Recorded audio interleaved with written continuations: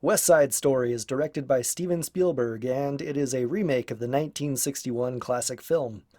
I'm not a huge fan of the 1961 version of West Side Story. I think it's alright and I respect it for what it is, but it's not one of my favorite musicals, and I don't think I have ever thought to myself, you know what movie I want to watch right now? West Side Story. It has some good iconic songs, but it also has a few songs that I don't like, especially the opening number. I think the thing about the original that I am most critical of is the dance choreography. It's just very jarring to see these teenage gangsters getting into street fights while they are strutting and spinning around on their tiptoes. So does Steven Spielberg's version improve on the original?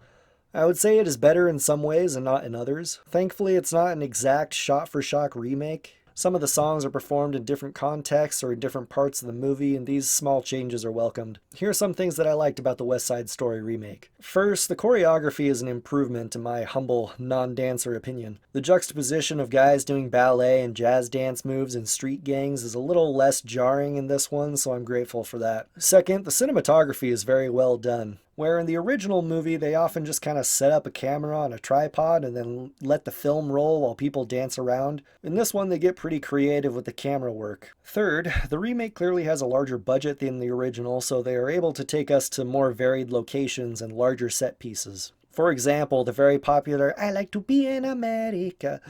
That song in the original movie just takes place on a flat rooftop at night. In this one, the musical number starts in an apartment building in the morning, and then the women run out into the street and start dancing with the entire neighborhood block. Fourth, Rachel Zegler as Maria and Ariana Debose as Anita are great. Maria is just adorable, and she has a great voice, and Anita really gives it her all in all the dance choreography. Mike Faist as Riff, the leader of the Jets, he was also very good.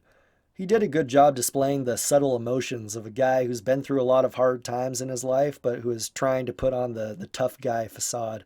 As far as what I didn't like, first I wasn't a fan of Ansel Elgort. That Ansel's so hot right now. I didn't like him as Tony. I'm sure the ladies think that he's a handsome guy and he can hold a tune all right, but his voice just felt dwarfed compared to Rachel Zegler's voice. I noticed the same thing in the Aladdin live action movie where they cast a professional singer to play the leading lady, but then they cast a non-singer as the leading man, and the difference in skill level between the two leads is kind of distracting. Second, I thought the casting of the backup characters like the other Jets and Sharks were unusual.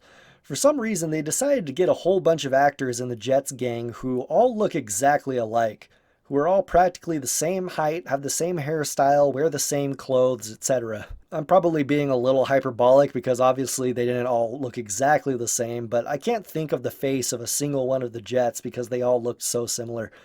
At least in the original movie, they had different hairstyles, they wore different colored clothes, there was a tall one, there was a short one, and I can imagine what these guys look like. It seems like a little thing to nitpick, but for some reason it really bugged me that they weren't successful in giving the supporting characters unique characteristics. Third, I thought this movie really dragged when people weren't dancing or singing. The dialogue is pretty uninteresting, and the conversations seem a lot longer than they need to be. Fourth, holy cow, there are a lot of lens flares in this movie. Ever since someone pointed out J.J. Abrams' insane use of lens flares 10 years ago, I've become hypersensitive to seeing lens flares in movies, and I thought there were just a distracting number of lens flares in this one. If you love the first West Side Story, you will probably really like the remake. If you like musicals, you will also probably enjoy this one. I thought it was worth seeing, but it isn't a movie I want to watch all the way through again. It's the kind of movie where I want to wait for the clips of the individual songs to show up on YouTube so I can just watch the more entertaining musical numbers and skip the rest. Anyway, those are my thoughts on the West Side Story remake. If you disagree with me, let me know why in the comments, and I will see you next time.